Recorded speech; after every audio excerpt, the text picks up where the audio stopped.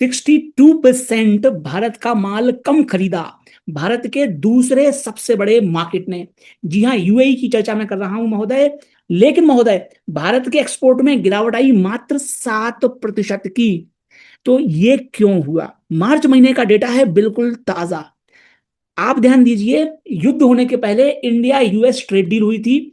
उस trade deal के फलस्वरूप मोदी साहब सफल हुए थे अमेरिका से कम टैरिफ लेने में। तो भारत का जो अमेरिका को एक्सपोर्ट है वो 17% चढ़ गया।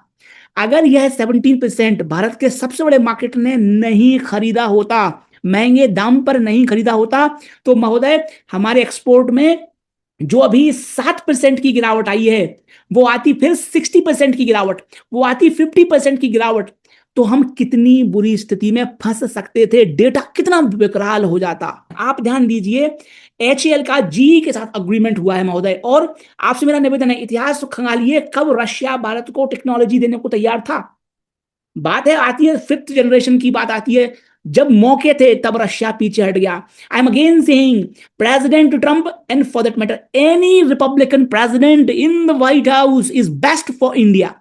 कोई भी रिपब्लिकन प्रेसिडेंट हो, specially president Trump, he is positive for India. Now HAL का शेयर, मरा हुआ शेयर चलने लगा महोदय। जी का 414 इंजन भारत में बनेगा, जो कि एमका में, तेजस में, सब में लग जाएगा। हमारी समस्या और खत्म करते हुए टेक्नोलॉजी ट्रांसफर का एग्रीमेंट हुआ है महोदय। पूरा लाइसेंस ट्रांसफर हो रहा है भारतीय कंपनी के पास। ये तेजस लड़ाकू विमान भारत नहीं दुनिया खरीदेगा महोदय अब, क्योंकि इंजन कंपोनेंट्स भारत में बनेंगे। एंसिलरी इंडस्ट्रीज, तमाम छोटी छोटी कंपनियां हैं जो कि तेजस के G414 इंजन के कंपोनेंट्स बनाएंगे। तो याद रखिए, जब दोस्त बन के काम चल सकता है तो दुश्मन क्यों बनाएं। और ये चीज, ये कॉन्सेप्ट अगर आपको समझ में आ गया तो आप भारत के वाहिद 1% लोगों में हैं